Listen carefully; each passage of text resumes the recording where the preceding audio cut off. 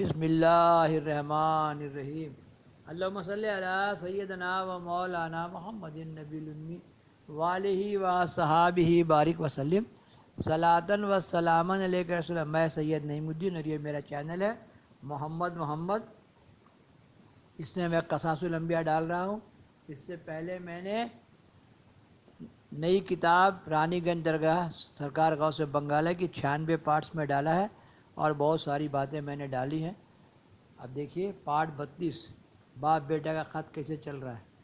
جب نامہ یعقوب کے پاس پہنچا، حضرت نے لوگوں سے کہا، دیکھو اثر یوسف کا معلوم ہوتا ہے۔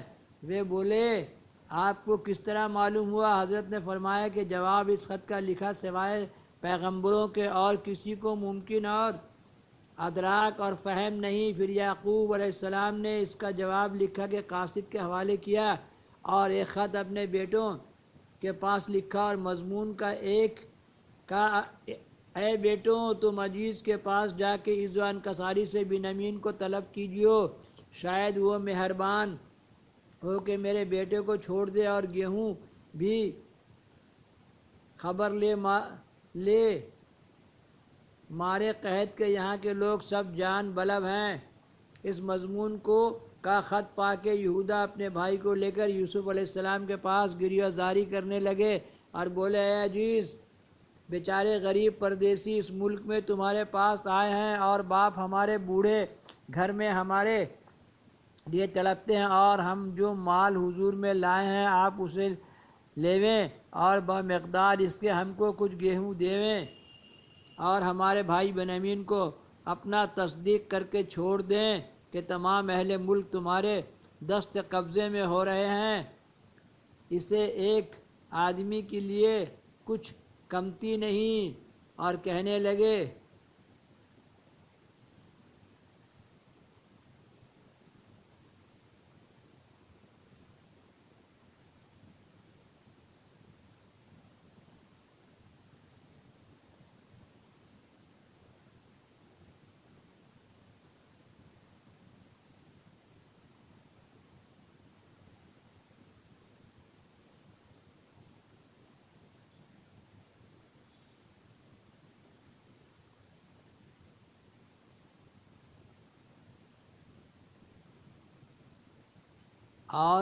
لگے، اے عزیز، اس کا ایک باپ ہے بوڑھا بڑی عمر کا، سو رکھ لے ایک ہم میں سے، اس کی جگہ میں ہم دیکھتے ہیں تو ہے احسان کرنے والا۔ بولا یوسف علیہ السلام، اللہ کی پناہ دے کہ ہم کسی کو پکڑیں، مگر جس پاس پائی اپنی چیز تو ہم بے انصاف ہوئے۔ پھر جب وہ نا امید ہوئے اس سے اکیلے بیٹھے مصلحت کو بولا، ان میں کا بڑا تم نہیں جانتے کہ تمہارے باپ نے تم سے لیا ہے عہد اللہ کا، اور پہلے جو قصور کر چکے ہو یوسف علیہ السلام کے حال میں، سو میں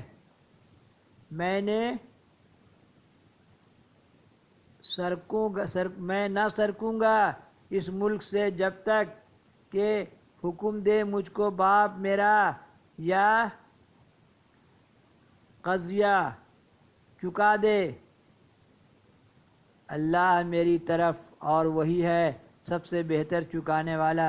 یوسف علیہ السلام نے بنیامین کو عمدہ لباس شاہانہ پہنا کے رکھا تھا اور نوکر چاکر خدمتگار بہت ان کی خدمت میں متعین کیے، اور ایک مکان عالیشان الگ ان کے رہنے کو دیا، اور ہر روز اپنے ساتھ سیر و تماشے کو لے جایا کرتے، اور ہر وقت ہر لحاظ باپ کا ذکر ان سے کیا کرتے۔ بنیامین دل میں کہتے تھے کہ اس کی خبر باپ کو دیا چاہیے کہ جلدی یہاں آویں کہ یہ آرام کی جگہ ہے۔ بھائیوں نے جب بنیامین کو دیکھا کہ لباس شاہانہ پہنے تخت پر برابر یوسف کے ساتھ بیٹھا کرتا ہے، وہ آپس میں کہنے لگے، شاید یہ عزیز مصر نہیں بلکہ یوسف ہے، نہیں تو ایسے شفقت سے اپنے برابر تخت پر بیٹھلانا سوائے اپنے بھائی کے کوئی کسی کو نہیں بٹھاتا ہے۔ خدا نخواستہ اگر ہم پر کچھ پڑے تو بنیامین کو صفی کریں گے۔ یوسف علیہ السلام نے جب انہوں کا چہرہ متغیر دیکھا، فرمایا کہ تم یاد کرو ان کے بھائی یوسف پر تم نے کیا ظلم کیا تھا۔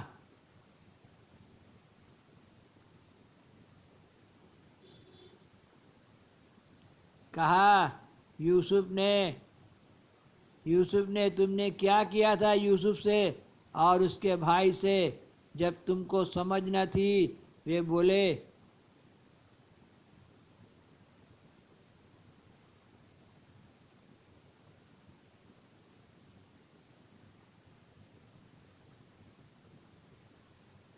کہا انہوں نے کیا سچ تو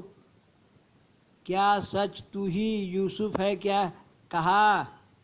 کہا انہوں نے کیا سچ تو ہی یوسف ہے؟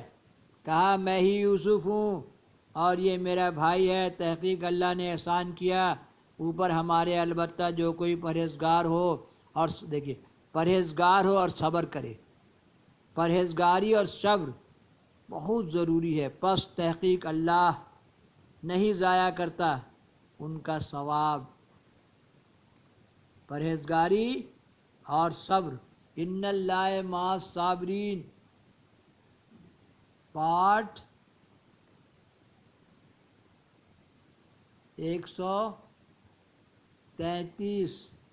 اب یوسف علیہ السلام اپنے بھائیوں پر ظاہر ہو گئے، ہے نا۔ اللہم صلی علی سیدنا و مولانا محمد النبی الامی وآلہ و صحابہ بارک وسلم صلاۃ و سلام علیک یا رسول اللہ۔ نام احمد لیا کیجئے، زندگی کا مزہ لیجئے، زندگی کا مزہ لیجئے۔ محمد محمد محمد محمد محمد ہمارے بڑی شان والے، ایک کے نور کے دوجے ٹکڑے احمد اور محمد۔ اللہ نے محمد صلی اللہ علیہ وسلم کے نور سے پوری کائنات سجا دیا۔ نور نامہ پڑھنے سے سارے حالات کا پتہ لگتا ہے۔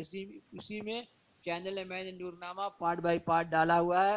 پہلے ماں لوگ چینی لے کے بیٹھتی، چینی فاتحہ ہوتا ہے اور نور نامہ پڑھتی ہے نا۔ کلمہ لا الہ الا اللہ ہے محمد میرا رسول اللہ۔ تو پہلے کی باتیں عجیب تھی، اب بہت بڑی بڑی باتیں ہیں۔ فاتحہ تو جمعرات کو رسگلہ ہوتا ہے لیکن نور نامہ گھر میں پڑھنا چاہیے۔ اب ہمارے یہاں بھی نہیں پڑھا جاتا ہے نا۔ اب اتنی بڑی بڑی باتیں ہیں کہ باپ رے باپ۔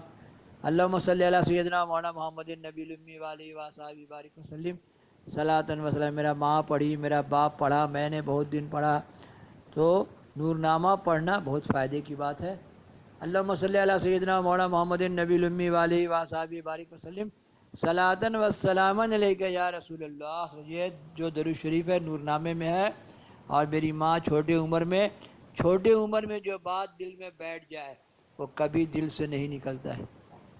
یہ بہت عجوبہ بات ہے، اس میں بہت سی کہانی چھپی ہوئی ہے۔ اللہم صلی علی سیدنا و مولانا محمد النبی الامی وآلہ وصحبہ بارک وسلم۔